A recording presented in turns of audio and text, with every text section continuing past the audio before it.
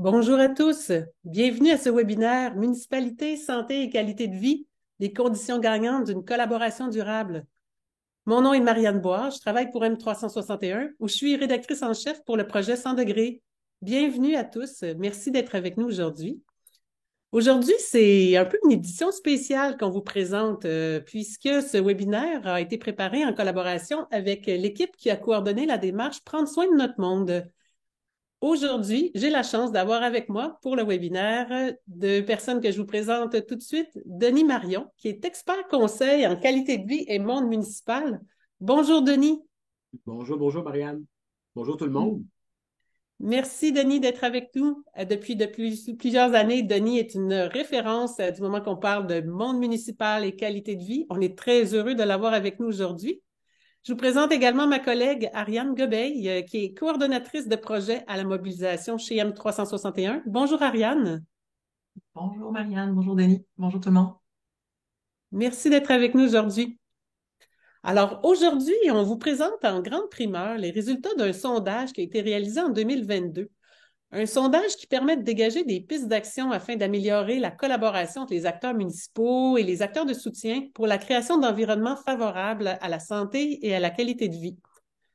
Le webinaire est prévu pour durer 1 heure, mais nous avons prévu une période de temps pour des questions à la fin. Vous pourrez poser des questions par clavardage. Il y a ma collègue Catherine Morancy qui est invisible, mais qui est avec nous en soutien technique pour toute la durée du webinaire et elle pourra répondre à vos questions en cas de problème technique. Merci Catherine d'être avec nous. Alors, sans plus tarder, on se lance tout de suite dans le vif du sujet avec une première question pour Denis. Denis Marion, vous étiez là au tout début de la démarche Prendre soin de notre monde en 2015. Est-ce que vous pouvez nous dire rapidement quelques mots ou simplement qu'est-ce que c'est cette démarche Prendre soin de notre monde et comment les choses ont évolué du côté du monde municipal depuis ces temps-là? Alors, on parle avec la démarche Prendre soin de notre monde de 2015. En fait, déjà, on réfléchissait à ce moment-là sur les meilleures façons d'avoir un impact sur la santé de la population. On en était venu, on étant, entre autres, l'Organisation mondiale de la santé, le gouvernement du Québec, le réseau de la santé publique. On en est venu à la conclusion que les environnements sont extrêmement importants pour permettre aux gens de faire des choix qui leur permettent d'avoir un impact sur leur santé. Et à ce moment-là, si on parle d'environnement, si on parle donc de ce qui nous entoure, ben, c'est sûr qu'on est en milieu de proximité. Et qui est le gouvernement qui est le plus près des citoyens? Bien, évidemment, c'est tout ce qui est du palier municipal. Et à ce moment-là, on s'est posé la question, comment on fait pour s'assurer que les acteurs locaux travaillent ensemble pour créer des environnements qui soient justement favorables à la santé, à la qualité de vie. On était au début de ce processus-là et je vous dirais que bien des choses ont changé depuis 2015. Euh, il faut tout de suite dire que la pandémie a probablement eu un impact, là, j'y reviendrai dans quelques secondes, mais autant à l'époque, on se posait la question comment on mobilise les municipalités pour qu'elles elles assument un rôle dans la création d'environnements favorables à la santé et à la qualité de vie. Autant aujourd'hui, on peut se dire, puis le sondage va le démontrer, parce que 93 des acteurs municipaux, vous allez le voir tout à l'heure quand Ariane va présenter des données, jugent qu'ils ont un rôle à jouer dans la création de ces environnements-là. Euh, la quasi-totalité des répondants au sondage considèrent que non seulement elles ont un rôle à jouer, mais elles ont même une responsabilité pour l'adoption et le maintien d'environnements favorables à la santé et à la qualité de vie. Écoutez, Marianne, actuellement, je pense qu'il n'y a personne qui va nier le fait que dans la société québécoise, les municipalités parlent. Elles sont très présentes sur la scène publique, peut-être plus que ce qu'on a vécu plus tôt dans la vie. Bon, les gens de ma génération se souviennent du maire Drapeau, là, mais je veux dire, de façon générale, on voit combien aujourd'hui, sur des dossiers qui au départ semblent être de compétences québécoises, donc du gouvernement du Québec, les municipalités jouent un rôle de façon très, très, très concrète. On les entend parler actuellement de la crise du logement, on les entend parler aussi de santé mentale, ce qui est quand même relativement nouveau. Ça donne une idée de l'ampleur de la présence du monde municipal dans les dossiers liés à la santé et à la qualité de vie. Et donc, aujourd'hui, on se retrouve avec des professionnels, des gestionnaires, mais aussi des élus qui sont peut-être mieux formés sur ces questions-là, qui ont envie d'en parler, qui ont aussi envie de travailler avec leurs partenaires autour d'eux. Et ça, c'est un gros changement. Je l'ai dit tout à l'heure, la pandémie nous a rapprochés beaucoup de la santé de la population. Là. On n'a pas de, hein, c'est pas quelque chose de compliqué à dire. Et on s'aperçoit bien que le rôle que les municipalités sont prêtes à prendre aujourd'hui est beaucoup plus présent dans leur propre perspective dans le monde municipal que ce que c'était il y a 15 ou 20 ans, par exemple. Moi, je peux dire qu'en tant que rédactrice en chef de 100 degrés, j'ai pu, dans les dernières années, effectivement constater qu'il y a tout un chemin qui a été parcouru par les municipalités à ce niveau-là, et c'est vraiment fascinant de voir ce changement-là. Mais pour les gens qui nous écoutent, et peut-être certains sont moins familiers justement avec le rôle que les municipalités peuvent jouer avec la santé, avant qu'on passe aux données du sondage, j'aimerais vous poser une autre question, Denis. Pourriez-vous me donner des exemples? Quelques exemples concrets. Comment est-ce qu'une municipalité peut jouer un rôle en lien avec la qualité, la santé ou la qualité de vie de ses citoyens? On l'a dit, Marianne, c'est beaucoup lié à la proximité. Hein? Donc, lié entre autres à l'aménagement. Les efforts qui ont été faits pour créer des voies cyclables, des pistes cyclables, favoriser la mobilité, une mobilité active, par exemple, les investissements qui ont été faits en transport collectif partout à travers le Québec, parce qu'on parle souvent des grands centres, ce qui est tout à fait normal, mais il y a eu beaucoup d'efforts aussi qui ont été faits dans l'ensemble des régions du Québec pour favoriser le transport actif. Beaucoup de questions se sont posées sur la création de marchés publics pour rapprocher l'alimentation de la population, tout ce qui est de jardins communautaires qui se sont développés de façon importante au cours des années. Il y a une préoccupation du monde municipal pour soutenir les citoyens qui veulent y travailler, ils veulent y avoir des accès. Donc, vous voyez un peu la présence des activités sportives, tout le travail qui a été fait pendant la pandémie pour donner accès à des sentiers de marche, par exemple. On voit là que dans plein d'éléments très concrets, il y a eu un engagement du monde municipal. Ah, ce sont vraiment des excellents exemples que vous venez nous donner, Denis. Merci beaucoup. Une première question pour Ariane. On va commencer à parler de ce fameux sondage dont vous allez nous présenter les résultats aujourd'hui. Mais tout d'abord, là, peut-être nous mettre un peu en contexte de la réalisation de cette étude-là qui date du printemps 2022. Pouvez-vous nous expliquer brièvement pourquoi ça a été créé, dans quel contexte? Oui, bien sûr. En fait, on a confié un mandat à Léger. Donc, c'est tout de suite après les élections municipales de 2021 pour réaliser une étude qui est en deux volets. Donc, il y avait un volet quantitatif avec un sondage web, puis aussi un volet qualitatif, donc des entrevues individuelles pour approfondir un petit peu plus là, ce qui avait été les réponses en fait qui avaient été données dans le sondage. Et c'est un exercice qu'on avait fait aussi en 2018. Donc, c'est ce qui nous permet comme Denis l'a présenté, de voir l'évolution, en fait, donc en comparant là, avec le sondage précédent. Ce qu'on voulait faire, en fait, avec ce sondage-là, ben, c'était de mieux comprendre les acteurs municipaux et les acteurs de soutien. Donc, leurs attitudes, les connaissances qu'ils ont par rapport aux environnements favorables, leur perception, certaines préoccupations aussi des enjeux qu'ils vivent, puis aussi l'aspect qui nous intéressait particulièrement, puis qui est l'objet de ce webinaire, ben, c'est de comprendre la collaboration. Comment chaque groupe vit la collaboration avec les autres acteurs. Donc, on a eu une très belle réponse à ce sondage-là. On a eu en tout 903 répondants. Donc, 614 acteurs municipaux. Donc, c'est une grande majorité d'acteurs municipaux et 289 acteurs de soutien.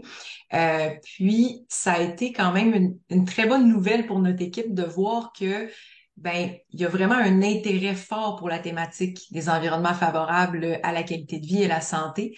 Les acteurs, ils veulent travailler ensemble sur ces dossiers. Ils veulent travailler ensemble davantage, en fait, parce que la collaboration, c'est une collaboration qui existe déjà. Une des données que je trouvais intéressante, c'est qu'il y a 80% des acteurs de soutien qui sont en contact avec les municipalités. Municipalités, villes, MRC aussi, au moins quelques fois par année, mais 22% en contact une à plusieurs fois par semaine. Donc, il y a quand même des échanges qui se font, il y a un travail qui se fait déjà. Puis c'est sûr qu'on pourrait se dire que ben là, les gens qui ont répondu au sondage, c'était des acteurs municipaux qui étaient déjà intéressés. Donc, effectivement, il y a un biais dans le sondage. C'est pas l'ensemble des acteurs municipaux, mais ceux qui ont répondu au sondage, ben forcément, ils s'intéressaient à ces questions-là. Mais on peut aussi le voir d'une autre façon. On peut se dire aussi que, ben en fait, la forte participation, ben ça explique que il y a des portes d'entrée, en fait, dans les municipalités. Il y a un intérêt à travailler sur ces thématiques-là dans les conseils municipaux. Puis les conseils municipaux, ben, il y a des postes qui sont alloués aussi à ces gens-là. Il y a des postes pour travailler les questions d'environnement favorable. Donc, il y a vraiment une belle ouverture à la collaboration. Merci, Ariane. Mais ça s'annonce vraiment très intéressant comme sondage. Mais avant d'entrer là, dans les résultats tels quels, vous avez mentionné qu'il y avait eu 903 répondants au total, en majorité des acteurs municipaux et qu'il y a aussi des acteurs de soutien. Vous en avez parlé dans votre première réponse, mais pouvez-vous nous expliquer un peu pour la compréhension des gens qui nous écoutent, quels sont les profils, quel est le profil de ces gens-là qui ont répondu au sondage? Oui, juste avant de vraiment rentrer là-dedans, je veux juste mentionner que c'est vraiment un sondage qui a été fait à un moment précis avec certains répondants, comme on l'a dit, 903 répondants, mais on prétend pas là, faire un portrait exhaustif du monde municipal. Fait que je veux juste quand même le rappeler avant qu'on aille dans les données, mais ça nous donne quand même un bon portrait là, de la collaboration, puis des attitudes des gens en lien avec la qualité de vie, la santé. Autre élément aussi à prendre en considération, c'est qu'il y avait des questions en fait légèrement différentes entre les deux groupes. Donc, des fois, c'était pas évident de faire la comparaison. Donc, ça explique des fois que c'est ça, les données peuvent pas toujours être comparées entre elles. Pour répondre à la question, à ta question, Marianne, sur le profil des répondants, on a en fait des acteurs municipaux. Donc, c'est qui les acteurs municipaux? Vous le voyez, là, c'est majoritairement des gens d'une administration municipale et des élus. Donc, c'est à peu près moitié-moitié pour ces deux groupes-là. Puis, on a aussi des gens qui travaillaient au sein des MRC, donc un 5%, une petite partie, soit comme élus ou comme membres de l'administration. Puis, si on regarde dans les postes occupés, on a en très grande partie des conseillers municipaux mais aussi des gens de direction générale, des maires, des préfets, puis des responsables des loisirs ou de l'urbanisme. Donc, quand même une bonne partie. Si on va voir maintenant pour les acteurs de soutien, ben là, on a 2 acteurs sur 3 qui étaient dans une organisation gouvernementale en santé. On a aussi une partie, 22%, pour des organisations non gouvernementales, puis d'autres aussi de d'autres types d'organisations. On a des professionnels et des gestionnaires, mais c'est en grande partie des professionnels. Donc, là, je vois, est-ce qu'on est dans les diapos? Je vois qu'on revient, ouais. Si on regarde au niveau des genres, c'est quand même intéressant. Au niveau des acteurs municipaux, on a une majorité d'hommes. C'est beaucoup plus marqué aussi chez les élus. Donc, 38% de femmes contre 62% d'hommes. Puis si on regarde au niveau des acteurs de soutien, là, c'est l'inverse. C'est une grande majorité de femmes, donc à 80%. Donc, ça ressemble à ça, là, de manière très générale, les répondants qu'on a eus dans le sondage. Ça nous donne une bonne idée des personnes qui ont répondu au sondage. Est-ce que ce sont des gens qui sont en poste depuis longtemps? Quand même, on parle de une moyenne de 7 ans, donc dans les deux groupes, donc c'est assez similaire. Par contre, quand on regarde pour les élus, là, on a 51% de nouveaux élus, donc en poste depuis 1 an ou moins. C'est quand même une bonne partie. Ça se traduit aussi, je pense, quand on regarde l'ensemble des acteurs municipaux au Québec. Donc, ça, ce que ça indique, c'est que il y en a un besoin d'information puis de formation sur ces thématiques-là parce que il y a des gens qui viennent juste d'arriver dans le monde municipal. Puis quand on regarde l'âge des répondants, on a une moyenne d'âge de 51 ans chez les acteurs municipaux, comparativement à 44. Donc 44 ans pour les acteurs de soutien. Puis c'est particulièrement marqué chez les élus. Donc une moyenne d'âge là, quand même un petit peu plus élevée que les autres, que les acteurs de soutien, là, par exemple. C'est très intéressant. Vous allez voir les résultats que ce sondage-là, parce que je tiens à mentionner que les gens qui font partie de la communauté 100 degrés, ceux qui nous suivent, donc plusieurs probablement qui sont avec nous aujourd'hui, vous êtes des gens qui sont impliqués dans des projets, dans vos communautés, pour des projets qui ont des répercussions sur la santé de vos citoyens et ou des gens de votre communauté. Et parfois, c'est un petit peu difficile de savoir comme par où commencer. Et vous allez le voir par les réponses plus approfondies que Ariane et Denis vont nous donner, que ça nous donne des éléments d'information pour vraiment pousser davantage cette collaboration-là entre avec le monde municipal. Alors, on poursuit avec une autre question pour Ariane. De quelle manière est-ce que les différences entre les deux groupes là, dont vous venez de nous parler peuvent exercer sur une influence sur les réponses qui ont été recueillies dans le sondage? Ben, on peut voir, par exemple, si on regarde, je voyais quand même une petite différence en matière de sources d'information, par exemple. Donc, si on regarde dans les types de médias qui sont consultés au moins une fois par semaine, ben, on va voir chez les acteurs municipaux que c'est davantage des médias traditionnels. Fait qu'on va parler de la télévision, la radio, des journaux locaux. Ça va arriver vraiment dans les premières places par rapport aux sources d'information qui sont les plus utilisées. Si on regarde des acteurs de soutien, ben là, ce qui ressort en premier, c'est Facebook à 75%, puis la radio aussi.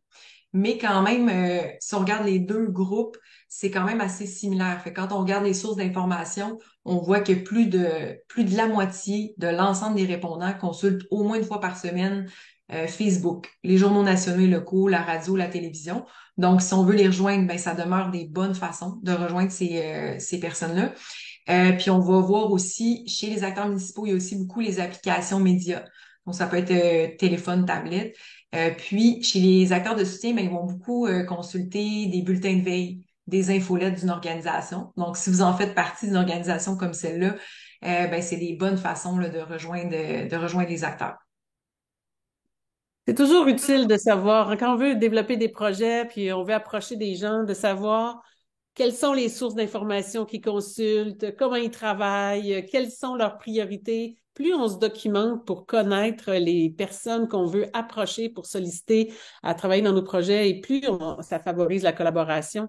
Une question pour Denis maintenant. Vous nous avez dit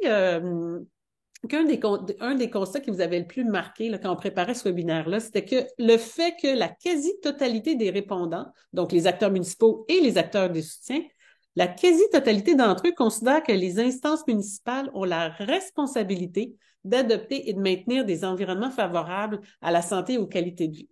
Donc, pourquoi est-ce que ça vous a frappé? Puis comment vous expliquez ça?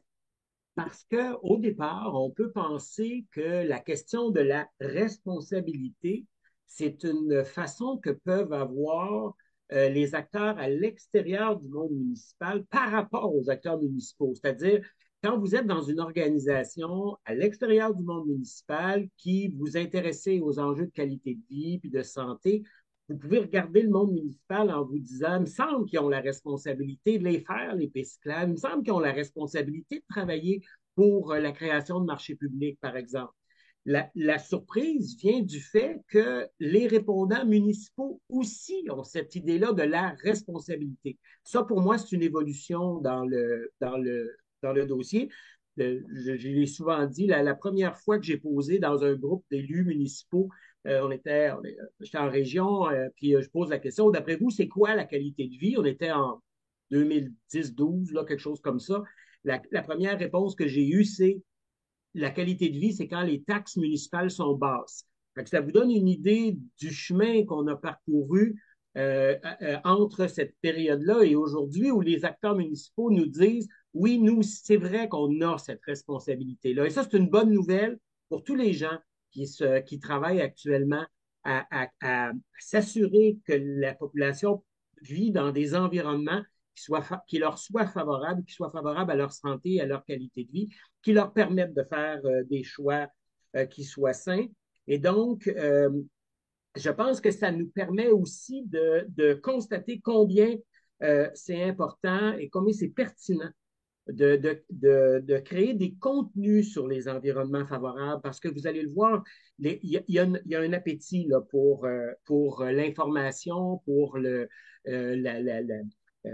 pour que les gens se fassent aider à prendre les meilleures décisions possibles.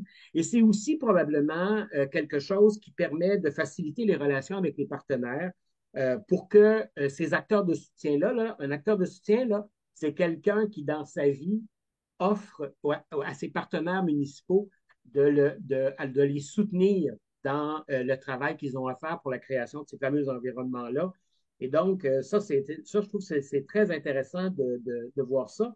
Puis l'autre élément aussi, c'est, vous savez, on a beaucoup vécu une période où on essayait de faire pression sur les acteurs municipaux, sur les élus, sur les administrations municipales pour qu'ils s'engagent dans cette voie-là.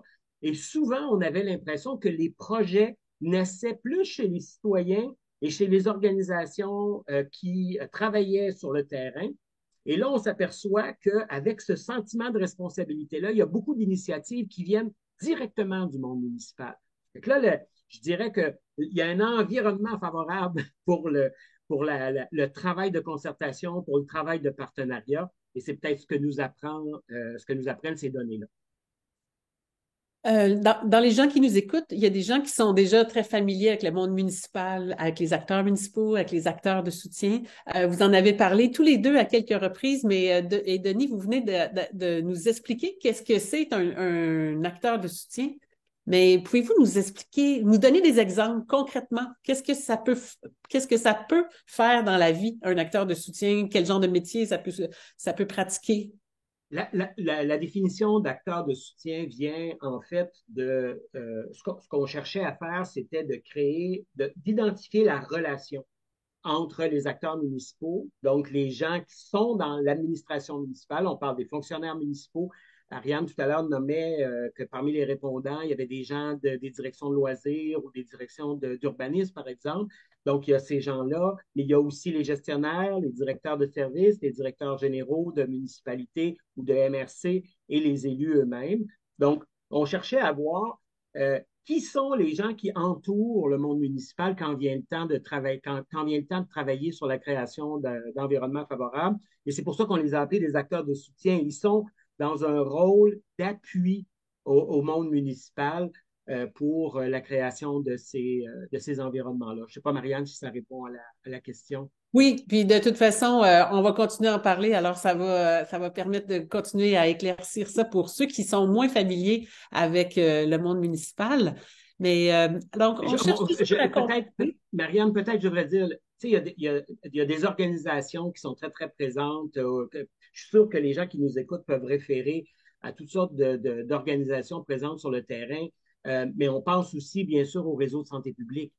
Qui est directement touché là, par la responsabilité de soutenir, d'appuyer, de suggérer, donner des conseils aux acteurs municipaux. Mais il y a d'autres organisations aussi, là, on peut parler, il y a plein d'affaires qui me viennent en tête, tous les gens qui travaillent par exemple, dans les municipalités, vous avez souvent des comités qui vont appuyer le monde municipal quand vient le temps de déterminer des circuits cyclables, par exemple.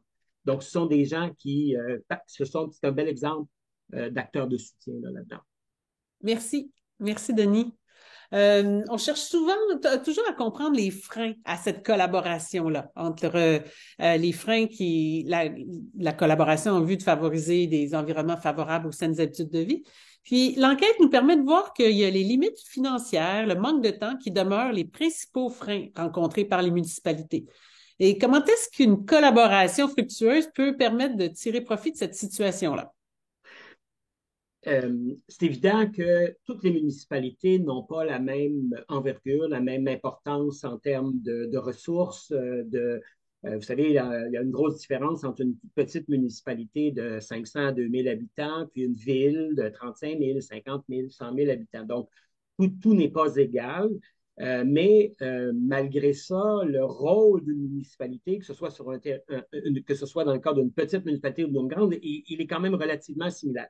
Donc, les enjeux d'argent et les enjeux de temps, compte tenu des ressources disponibles, sont évidemment extrêmement importants. Il y a aussi, vous savez, la dynamique de soutien financier du gouvernement, elle est par programme.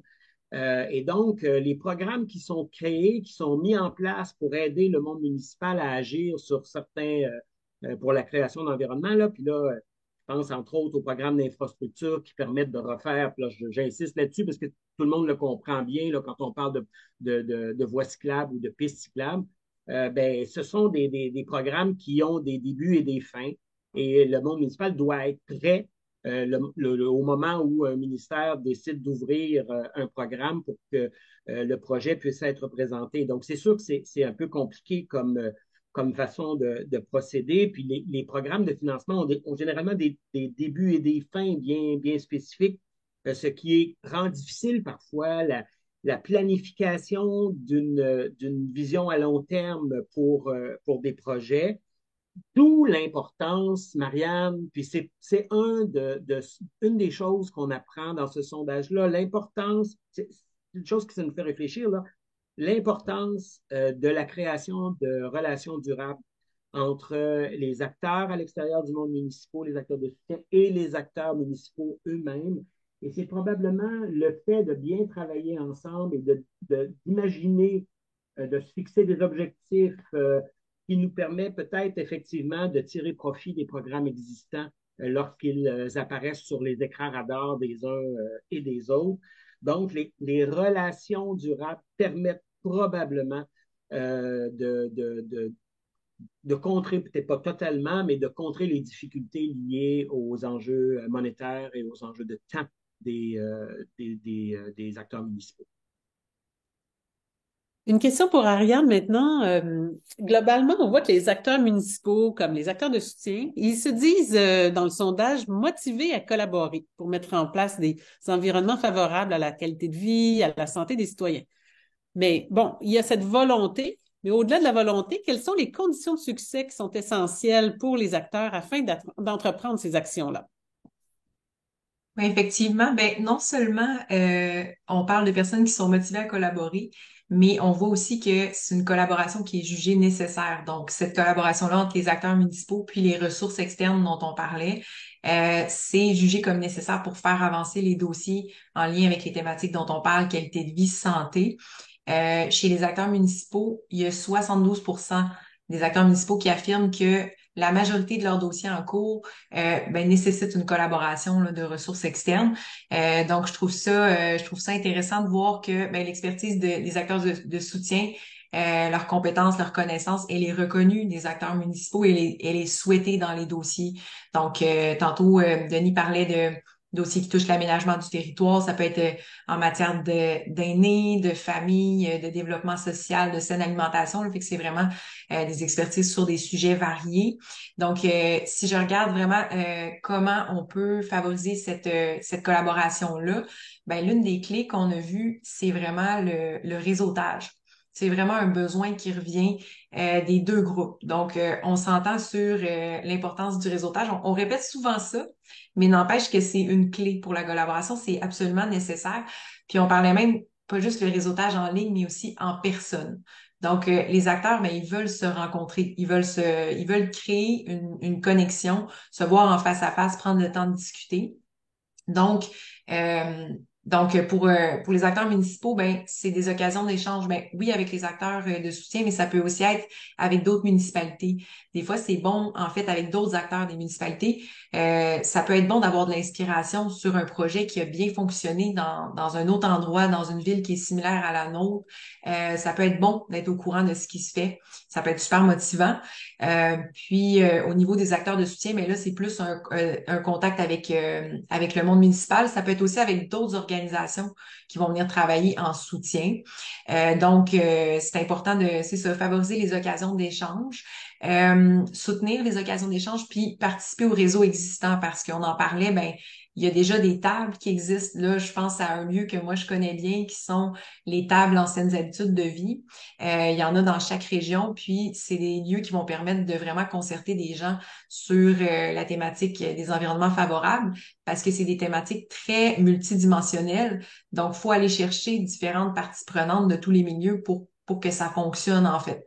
Donc, les tables anciennes habitudes de vie, ben, ils vont rassembler des gens de toutes sortes de milieux, là. Ça peut être la petite enfance, le milieu scolaire, le milieu communautaire, la santé publique. Donc, c'est un exemple de lieu très riche qu'on peut utiliser là, pour favoriser ce réseautage-là. Et merci, Ariane. Il y a de nombreux acteurs aussi de soutien qui ont manifesté, toujours dans le sondage, de l'intérêt à apprendre, à en apprendre davantage, à savoir davantage de choses sur les processus internes et les décisionnels des municipalités. Alors, à la lumière de cet intérêt-là qu'ils ont d'avoir davantage de connaissances, comment est-ce qu'on peut surmonter ces difficultés-là? Marianne, ça demeure deux univers différents. Il faut, je pense, quand on veut aborder la collaboration qui doit exister, c'est d'abord de reconnaître qu'il y a deux univers différents avec des cultures différentes. Vous savez, il y a même des mots différents. Hein? On n'appelle pas nécessairement les choses de la même façon dans un endroit ou dans un autre. Alors, il faut le reconnaître. Alors, si les acteurs municipaux essaient de comprendre, par exemple, la santé publique, ou essaient de comprendre ce que les organisations à l'extérieur de leur univers à eux cherchent à faire, les objectifs qu'ils veulent poursuivre, etc. L'inverse est aussi vrai. Les acteurs de soutien, ils souhaitent comprendre comment fonctionne le monde municipal. Et si on souhaite que les acteurs de soutien s'ouvrent et expliquent leur façon de faire, c'est important. Puis là, je m'adresse particulièrement aux acteurs municipaux qui sont présents avec nous aujourd'hui.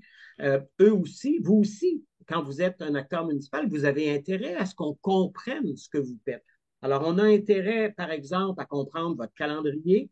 On sait que là, vous êtes engagé dans un processus budgétaire. D'ici Noël, vous aurez adopté vos budgets de municipalité, vos budgets de MRC. Donc, on doit tenir compte de votre calendrier. On doit tenir compte aussi de la façon dont vous travaillez. Quand on veut travailler avec vous sur un dossier, on passe comment?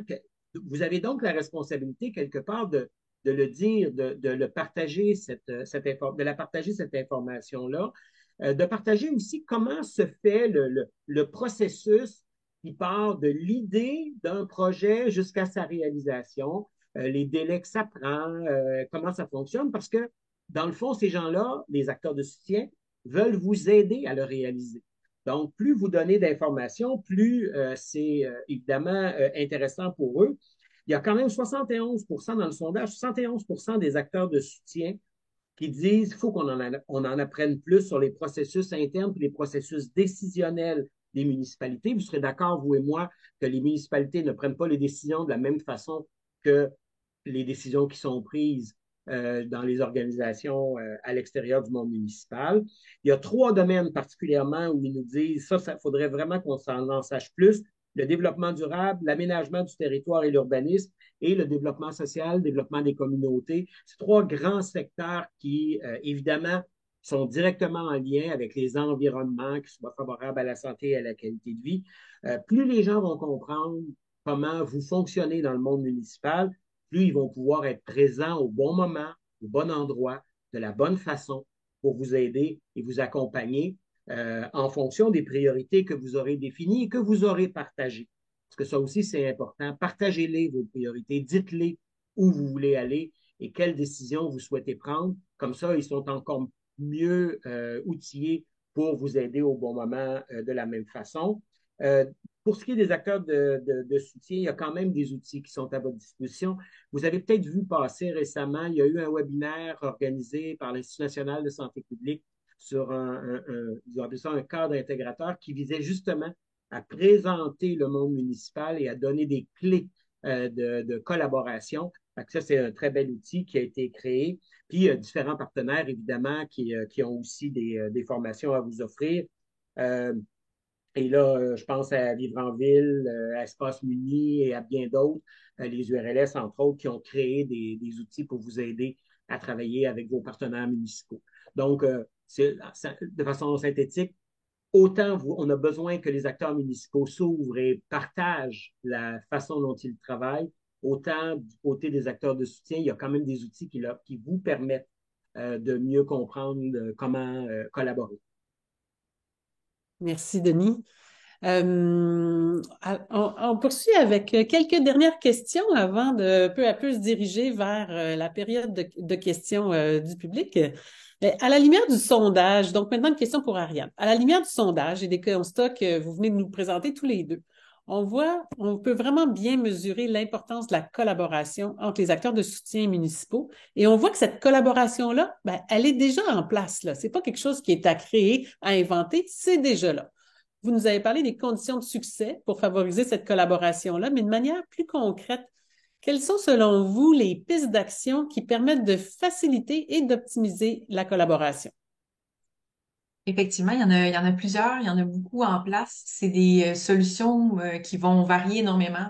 Je peux quand même, on voit quand même trois grands champs d'amélioration là, dans le sondage qu'on pourrait regrouper information, inspiration et concertation.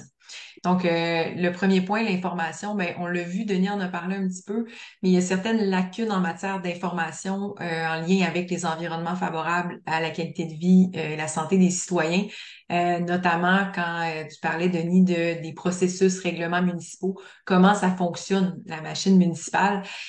Donc, c'est vraiment important d'offrir de l'information, une information qui est complète, qui est transparente, avec des sources qui sont jugées comme crédibles aussi par les acteurs qu'on vise à rejoindre. Je vous donne un exemple, ça peut être dans une infolettre, par exemple, une infolettre thématique qui vont parler des dernières initiatives en matière d'environnement favorable.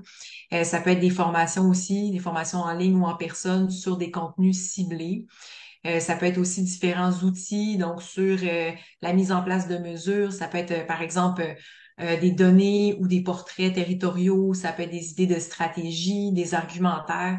Donc, il y a vraiment plusieurs types d'informations comme ça qu'on peut présenter. Faire connaître le cheminement municipal d'un projet. Je pense que c'est important du début à la fin comment ça se passe, un calendrier de rencontre, donc pour savoir ben, à quel moment je peux présenter un projet, comment ça va se dérouler jusqu'à sa mise en place. Donc ça, c'est important aussi. L'aspect du soutien des organisations nationales. Donc, c'est elles souvent qui vont venir offrir des formations, qui vont créer des outils. Quand on parlait des occasions de réseautage, ben, c'est aussi un rôle que vont jouer les organisations nationales, offrir un accompagnement. Fait que là, ça peut être, tu nommais Vivre en ville, Espace Mini, ça peut être la Fédération québécoise des municipalités. Je pense à nous aussi, M3C1, c'est un rôle qu'on va jouer aussi. Le deuxième point, ben, c'est l'inspiration. Donc, pour plusieurs des acteurs qu'on a rencontrés, ben, on voit que l'adhésion de la population, elle est importante pour la mise en place des projets. Donc, dans ces dossiers-là, c'est important que les citoyens adhèrent, soient engagés pour mettre en place les actions, puis que ce soit une réussite aussi. Donc, il faut avoir la population derrière nous, puis comment on fait pour ça? Ben, il faut faire connaître les réalisations qu'on fait, il faut faire connaître nos projets, puis, je pense que c'est important aussi d'impliquer les citoyens en amont. Pas juste quand, OK, le projet, il arrive à ce moment-ci, non, mais on s'en va vers tel projet, on consulte, on va chercher l'adhésion. Donc, je pense que c'est un aspect qui est important quand c'est possible de le faire pour inspirer et puis aller chercher l'adhésion. Puis, au niveau de la concertation, ben, c'est d'adopter une approche qui réunit différents acteurs, des acteurs de tous les milieux. Je donnais l'exemple, par exemple, des tirs SHV, des tables intersectorielles régionales en saines habitudes de vie, mais il y en a plusieurs autres.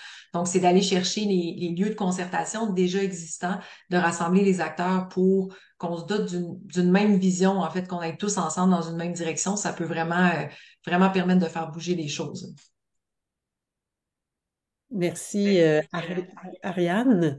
Une dernière question pour Denis avant qu'on passe aux questions du public. Alors, vous faites déjà penser aux questions que vous allez vouloir écrire à nos panélistes. Cette dernière question, ça porterait sur, en fait, la perception que les répondants du sondage ont de cette collaboration. Donc, on en parle depuis tout à l'heure de la collaboration entre les acteurs municipaux et les acteurs de soutien, mais quelle est la perception qu'ils en ont? Est-ce que c'est une bonne collaboration, une mauvaise, Denis? Oui, d'abord, je reviens sur ce que vient de dire Ariane. La collaboration, elle existe déjà. D'accord? Il y en a déjà de la collaboration. Cependant, il y a eu un constat qui, à notre point de vue, est celui qui soulève le plus grand défi. C'est que moins de la moitié des acteurs municipaux et des acteurs de soutien jugent qu'il est facile de travailler les uns avec les autres. Et je pense qu'on a intérêt d'abord à reconnaître cet élément-là. Ariane le disait au début, n'oubliez pas qu'il y a de fortes chances que les gens qui ont répondu au sondage soient des gens qui sont préoccupés par les questions d'environnement favorable à la santé et à la qualité de vie. Et malgré ça, il y a moins de la moitié des acteurs municipaux qui disent que c'est pas que c'est facile, donc plus de la moitié qui trouvent que que c'est quand même assez difficile. Donc, il y a lieu d'essayer d'améliorer la relation. Et là, je reviens avec les suggestions que faisait Ariane tout à l'heure sur l'importance du réseautage. Le réseautage, c'est pas simplement de connaître le numéro de téléphone ou l'adresse de courriel ou le site LinkedIn de quelqu'un. C'est avoir des espaces où on échange, où on crée une communauté ensemble, acteurs municipaux et acteurs de soutien. Et se parler est probablement la meilleure façon de se comprendre. Là. Il semblerait que c'est comme ça depuis quand même pas mal d'années. Donc, c'est important, cette communication-là. Et on sait que tout le monde a intérêt à bien se comprendre et à avoir des relations qui soient propices à l'action. C'est-à-dire que la relation, bien s'entendre avec ses voisins est une excellente chose. Travailler avec eux, co-construire des choses avec eux, évidemment, c'est encore plus intéressant pour une communauté. Puis il faut comprendre que on n'a pas tous les mêmes réflexes. J'ai été maire pendant 16 ans. Il y a un moment donné où on veut que ça avance, puis on veut que ça bouge, puis là, c'est pas toujours comme ça, là, la façon dont on peut fonctionner. Donc, il faut être conscient qu'on a des approches différentes et qu'il y a des arrimages à faire pour faire en sorte que les choses se passent bien et qu'on en vienne à vraiment avoir non seulement le sentiment, mais la conviction que les projets sont menés à terme et que ça améliore la situation de la population parce qu'à la fin, je pense que l'élément le plus important, c'est que pour tout le monde, la question de la qualité de vie des gens, elle est importante. Donc, on a tous le même intérêt, qu'on soit dans le monde municipal ou qu'on soit dans les organisations autour. Donc, si on a le même intérêt, si on veut que la population soit en mesure de faire des choix qui soient propices à sa santé, ben, on sait que dans le fond, après ça, ce sont les arrimages qui restent à faire parce que la volonté, elle est là, puis elle est conjointe. Ouais, c'est important de le souligner. Effectivement, on a tous à gagner à ce que ça se passe bien, puis à mettre en place des conditions gagnantes pour une bonne collaboration. Euh, Denis, Ariane, est-ce que vous êtes prêts pour qu'on accueille quelques questions du public? En fait, il y a certains d'entre vous qui nous avaient envoyé des questions à l'avance. On vous remercie. Certaines de ces questions portaient, et on a trouvé ça très intéressant de remarquer ça, sur le rôle des citoyens ordinaires, entre guillemets. Donc, si on n'est pas un acteur municipal, on n'est pas un acteur de soutien, mais on est un citoyen engagé qui a envie de jouer un rôle pour rendre notre communauté, notre ville, notre petite municipalité plus verte, plus résiliente, plus favorable aux jeux actifs des enfants ou toutes sortes de choses. Comment quel est notre rôle dans cet écosystème? Euh, Denis? Oui, ben le citoyen, évidemment, il y a un lien entre le mot citoyen et le mot cité. Hein. Cité, c'est la municipalité, c'est la ville, bien sûr. Donc, le travail qui est fait, il est fait pour les citoyens. Donc, c'est évident que c'est au cœur de la préoccupation. Je viens juste de le dire. On souhaite que les choses soient intéressantes pour elles, pour vous, pour moi, pour vos voisins, vos familles, etc. Donc, oui, il y a un rôle. Puis là, c'est intéressant. Je dirais qu'il y a trois éléments qui ont mené le changement qu'on évoque depuis tout à l'heure dans la perception du rôle des municipalités. Le premier, c'est que le gouvernement s'est beaucoup associé aux municipalités dans ses politiques publiques qui traitent justement de la qualité de vie et de la santé. Ce qui fait que les municipalités ont dû évoluer en ouvrant sur des considérations plus larges que ce à quoi étaient habituées les municipalités, on a vu un changement dans la composition et dans le profil des élus municipaux. Vous avez vu arriver dans vos conseils municipaux des gens qui, justement, s'intéressaient à la question, à ces questions-là de qualité de vie. Et ça, là, il y a un lien direct. N'oubliez jamais qu'un élu municipal, c'est aussi un citoyen. Et c'est parce qu'un citoyen ou une citoyenne a décidé de poser sa candidature au conseil municipal qui peut avoir un impact et une influence. Le troisième, c'est les demandes liées aux besoins. Je vous l'ai dit tout à l'heure, pendant la pandémie, les citoyens ont vraiment demandé à leurs élus municipaux puis à leurs administrations municipales, aidez-nous à sortir dehors parce qu'on était pris en dedans. Et on voulait avoir de l'espace pour marcher, courir, jouer à l'extérieur. Et donc, cette relation qui existe entre les individus citoyens et les administrations municipales, elle est tout aussi importante que d'autres éléments plus macro, je dirais, là, comme par exemple les politiques publiques gouvernementales. Les citoyens sont au cœur des préoccupations des élus municipaux. Ils sont sensibles aux questions qui leur sont posées, aux commentaires qui leur sont faits. Et évidemment, il y a aussi l'action du citoyen dans les organisations dont on parlait tout à l'heure, qui est tout aussi importante. Tu parlais, Marianne, d'engagement. Je pense que des citoyens, ils peuvent exprimer des besoins, ils peuvent aussi s'engager dans une direction ou dans une autre et souhaiter un débat public sur des éléments d'amélioration dans la communauté. Nous avons reçu des questions de personnes qui assistent en direct au webinaire. Nous avons notamment une question de Rachel Fallman. Une question pour Denis. Vous avez dit que les élus municipaux sont, dans certains contextes, obligés de veiller à la qualité de vie et à la santé des citoyens. Est-ce qu'il y a des articles de loi qui viennent confirmer, encadrer et définir cette affirmation? En fait, comment je pourrais dire ça? C'est la distinction entre le projet politique des municipalités pour un territoire. Ce que l'administration municipale, élus et gestionnaires et fonctionnaires souhaitent que la municipalité devienne, qui fait qu'en fait, les aspects liés à la qualité de vie, puis, Ariane a nommé tout à l'heure, par exemple, les politiques familiales, hein, n'est-ce pas, ou les politiques des aînés, c'était justement, puis il y a des politiques culturelles aussi qui sont importantes, les questions liées à l'environnement. Donc, il y a tout un cadre réglementaire. De façon générale, on dit qu'il y a à peu près 80 lois différentes là, qui encadrent l'action municipale. Donc, là, puis il y a des règlements en plus, là, je n'irai pas là-dedans, mais je vous dirais, c'est peut-être pas tant obligé de veiller à la qualité de vie que soucieux de veiller à la qualité de vie à travers les compétences qui leur sont octroyées par les gouvernements. Parce qu'il ne faut jamais oublier qu'une des limites du monde municipal, c'est qu'il ne peut agir que ce sur quoi on l'autorise à agir. Donc, il y a des choses qu'il ne peut pas faire parce que la loi ne permet pas à l'autorité municipale de s'en aller dans un domaine ou dans un autre. Il y a un petit truc, tout petit, si on veut parler plus en lien avec la réglementation et la législation, il y a une ouverture sur responsable du bien-être dans la société, la municipalité. La loi le prévoit dans la loi sur les compétences, mais c'est plus ou moins bien défini. De quoi parle-t-on quand on parle de bien-être? Est-ce qu'on parle d'eau potable puis de traitement des eaux usées ou si on parle d'éléments beaucoup plus larges? Euh, puis, je pense que c'est l'initiative des gens dans le monde municipal qui ont fait qu'une politique familiale a pris de l'envergure et a fait en sorte qu'il y a eu des actions et des interactions dans des domaines plus larges, peut-être même que ce que les ministères imaginaient au départ. Oui, j'ajouterais que, ben, effectivement, il y a des municipalités qui vont un peu, qui prennent les devants. C'est par exemple, qui vont se doter d'une politique alimentaire ou sur la scène alimentation, ou tu parlais municipalité amie des aînés, politique familiale.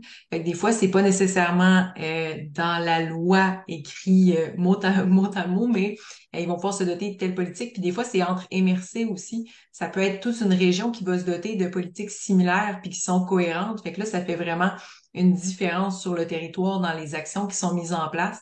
Donc, je pense que c'est des fois des belles avenues. Puis, il y a souvent des consultations aussi. Fait que quand on parlait tantôt le rôle des citoyens, ben, il y a de faire pression, mais il y a aussi juste de s'impliquer, proposer puis avoir un impact positif. Tu sais, les jardins communautaires, ben, s'il y a des gens qui font vivre ces jardins-là, c'est là que ça existe, puis qu'après, ben, on voit que ça fonctionne, donc on a envie de continuer, on a envie de mettre en place davantage d'actions, donc il y a comme un cercle vertueux qui se crée, là, donc j'espère que ça vous motive justement ce webinaire-là à vous impliquer encore davantage. Puis, j'ajoute une petite chose, Marianne, dans un domaine où on n'imagine pas que les municipalités ont un rôle à jouer, puis pourtant elles le jouent de plus en plus, c'est leur relation avec nos tout petits citoyens, les 0-5 ans. nulle part, là, il y a de compétences municipales pour s'occuper des 0,5 ans. Pourtant, quand on crée un parc pour enfants, il y a de plus en plus de préoccupations pour que ce soit adapté aux 0,5 ans. Comment on s'assure que nos tout petits aient ce qu'il faut pour se développer dans un territoire, mais nulle part, c'est dans les compétences municipales identifiées. Pourtant, on voit les municipalités s'intéresser à ça. Plusieurs municipalités sont amies des enfants, par exemple, puis plusieurs municipalités ont développé des liens très, très étroits avec les CPE de leur territoire. Merci à vous deux pour vos réponses généreuses. On a trois, quatre autres questions. Donc, il y en a deux qui viennent de la même personne. Je pense qu'on va avoir le temps de poursuivre sur ces questions-là. Donc, Rachel Fallman qui nous pose aussi la question, est-ce qu'il existe un cadre normatif pour définir le concept de qualité de vie et le concept de santé? C'est une excellente question. En fait, il y a des travaux qui sont faits depuis les années 80 pour effectivement avoir une réflexion sur ce qui a une influence sur la santé. On appelle ça les déterminants sociaux de la santé. Donc, et là, je suis pas un spécialiste, là, je ne donnerai pas une réponse très formelle, mais ça vaut la peine d'aller faire de la recherche sur ce que sont les déterminants sociaux de la santé parce qu'effectivement, c'est là qu'on partage les rôles. Vous savez, l'éducation de la mère est un déterminant social de la santé. Le logement, dans le contexte actuel, ça prend toute une envergure différente. Le fait d'être à l'emploi ou pas, etc. Donc, il y a des facteurs extrêmement importants qui vont avoir un impact sur la santé et les environnements qu'on va créer vont faire en sorte que la qualité de vie va prendre un sens qui va avoir un impact sur la santé des individus. Donc, il existe des choses, là, effectivement, à ce sujet-là. Merci, Denis. La même personne, toujours nous pose aussi la question, comment faire quand la définition de la qualité de vie et de la santé, comment faire quand cette définition des citoyens diffère de la définition qui en est donnée par les élus? Comment est-ce que les citoyens peuvent se faire entendre auprès de leurs élus afin qu'ils en tiennent compte? Par exemple, la majorité des élus visent un développement économique au détriment de ce que définissent des citoyens comme leur qualité de vie. J'espère que madame, vous serez pas choquée par ma réponse, mais je vous dirais que de plus en plus, on essaie justement de faire un équilibre entre les éléments de développement économique et la qualité de vie. Et je pense, et peut-être que c'est un cas particulier auquel vous faites référence. Là, je respecte votre question, bien sûr, mais je vous dirais que c'est la beauté dans une démocratie. C'est que nous avons des élections, nous avons la possibilité d'avoir un débat public pour justement amener ces questions-là en considération dans l'espace public. Et c'est une des forces de notre démocratie que de faire en sorte que les débats puissent se faire. Je reviens là aussi sur ce que disait Ariane tout à l'heure sur la consultation. Vous êtes invités comme citoyens à prendre la parole très régulièrement, que ce soit lors des séances de conseil où vous pouvez poser des questions et faire des commentaires ou lors de consultations organisées. Tout n'est pas parfait tout le temps, là, on est conscient de ça, mais il y a quand même des espaces où on peut effectivement échanger. Et sans compter que, je ne sais pas pour vous, là, mais moi, je rencontrais mes citoyens au bureau de poste, au dépanneur, sur la rue, et on continue d'échanger de façon très directe avec la population. C'est toujours une occasion. Généralement, la façon dont les gens m'interpellaient, c'était Denis, il faut que je te parle. Ça voulait dire qu'il y avait une conversation qui était pour s'engager. Et notre réflexe naturel d'élu, c'est de réagir et d'entendre ce qui nous est dit. Merci, Denis. Nous avons aussi une question de Félix. Quels sont les impacts de la diminution de l'information locale sur la capacité des citoyens de se mobiliser? Par exemple, la fermeture de Métro Média ou des coupures chez TVA. Est-ce que... Et, et Oui. cette semaine, l'annonce du Publisac, de la fin du Publisac en février prochain, qui va empêcher la distribution des médias écrits régionaux et locaux. C'est une préoccupation, je pense, majeure que nous devons avoir, tout le monde. Il y a l'information nationale, il y a l'information internationale, mais l'information locale et régionale est tout aussi importante parce qu'il y a des débats locaux, puis il y a des débats régionaux qui sont fondamentaux dans notre capacité d'agir. L'information est fondamentale. C'est un gros, gros défi. Actuellement, je pense qu'on a plus de questions que de réponses sur cet enjeu-là. Fait que je ne peux pas aller beaucoup plus loin, mais quelque part, il va y avoir une mobilisation qui va être requise, entre autres de la part des citoyens qui devront exiger d'avoir accès à ces informations-là et un effort peut-être de leur part pour la trouver, l'information. Mais c'est une super question, à mon point de vue, actuelle et qui remet en question notre capacité d'agir au palier local et régional. Exact. Puis c'est sûr qu'on n'a pas la réponse dans le sondage, mais on peut imaginer que ça va avoir un grand impact parce que on le voyait, les journaux locaux, c'est hyper consulté, les journaux nationaux aussi. Fait que c'est une question qu'on doit se poser aussi à une plus large échelle, là, dans la mesure où, bon, par exemple, ce qui se passe avec Meta, puis la perte d'accès à l'ensemble d'informations. Fait que ouais, c'est une question très préoccupante, effectivement. Une dernière question qui nous vient de Véronique Charret. Comment faire pour sensibiliser davantage les municipalités à soutenir leurs agriculteurs et les différentes initiatives pour favoriser l'accès à des aliments sains pour ses citoyens? Il existe actuellement, grâce au ministère de l'Agriculture, de l'Alimentation, des Pêcheries, etc., des ententes bioalimentaires là, dans la majorité des régions. C'est très gros, c'est très loin. Là. Je suis vraiment très conscient de ça, bien sûr, mais c'est un des aspects. Mais l'autre aspect, c'est toujours le même. Dans les municipalités, le dialogue avec les citoyens, entre les citoyens et les élus, il doit exister par les médias, on vient de le dire, il doit exister dans les différents forums qui existent pour donner la parole aux uns et aux autres. Et à ce stade-ci, c'est difficile d'imaginer autre chose que de continuer à travailler, à identifier des objectifs et à essayer de les partager aux acteurs municipaux. Mais c'est comme n'importe quoi. Si vous voulez que la cour d'école enlève l'asphalte puis qu'on fasse un milieu intéressant, plus naturel pour les enfants, il y a toute une démarche à faire avec les différents partenaires.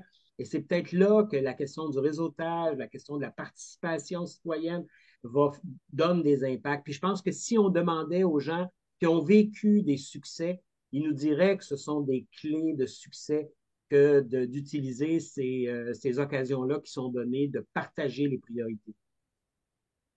Il nous reste 3 minutes. Je vous invite à rester avec nous jusqu'à la fin parce qu'on a une question pour vous, pour vous, le public qui est avec nous aujourd'hui. Et nous avons aussi une invitation spéciale. Alors, pour la question, je passe la parole à Denis. Ben, en fait, très rapidement, Marianne, je veux simplement dire, on va avoir, puis je pense que tu vas en parler, on a deux occasions de discuter et d'échanges la semaine prochaine, le 13, puis dans 2 semaines, le 20. Et on trouvait ça intéressant. Vous savez, on a tendance naturellement à identifier les endroits où ça accroche. Généralement, ce qui nous empêche de fonctionner, c'est quand ça accroche. Mais c'est intéressant de partager les expériences qui ont réussi. Puis souvent, on a tendance à penser que c'est normal quand ça réussit, mais c'est le fun de les nommer, c'est le fun de les identifier. Partagez-les en nous. Donnez-nous des exemples de choses que quand en y réfléchissant, vous vous dites, mon Dieu, c'est vrai qu'on a fait ça, ça a bien été, parce que ça va nous permettre de poursuivre les échanges dans les 2 prochaines rencontres. D'accord. Alors, allez-y, vous pouvez utiliser le clavardage pour répondre à la question de Denis. Et avant qu'on se laisse pour aujourd'hui, d'abord, on voulait vous mentionner que vous allez recevoir par courriel, après le webinaire, la présentation visuelle à laquelle vous venez d'assister. Donc, pour tous les détails sur le sondage, tout ça, vous allez pouvoir revoir ça. Mais surtout, on voudrait vous inviter à poursuivre la conversation en participant à 2 échanges de discussion. Donc, vous aurez l'occasion de poser davantage de questions dans un format encore plus convivial pour la pose de questions. Donc, nous avons 2 rencontres virtuelles qui sont prévues. Il y en a une qui est conçue davantage pour les gens qui œuvrent dans le réseau de santé publique. C'est le 13 novembre prochain, donc lundi prochain, à midi, toujours à midi, et un autre le 20 novembre prochain, donc dans 2 semaines. Et là, c'est davantage conçu pour les gens qui sont impliqués dans le réseau des tables intersectorielles régionales en saines habitudes de vie ainsi que leurs partenaires régionaux. Et ça aura lieu le 20 novembre à midi. Donc, vous allez recevoir les liens, vous pouvez voir les liens dans le clavardage et vous allez aussi avoir les liens d'inscription dans la présentation visuelle et le courriel qui va vous être envoyé, qui va vous être envoyé après le webinaire. Donc, on vous remercie à tous. On ne veut pas vous retenir davantage. On sait que vous avez sûrement d'autres tâches qui vous appellent en cet après-midi. Alors, merci d'avoir été avec nous. Merci, Denis. Merci, Ariane. Un mot de la fin avant de Merci à terminer? tous et toutes. Merci beaucoup. On poursuit donc le 13 et le 20. On sera heureux de vous accueillir pour cette conversation. Merci à tous et bonne fin de journée.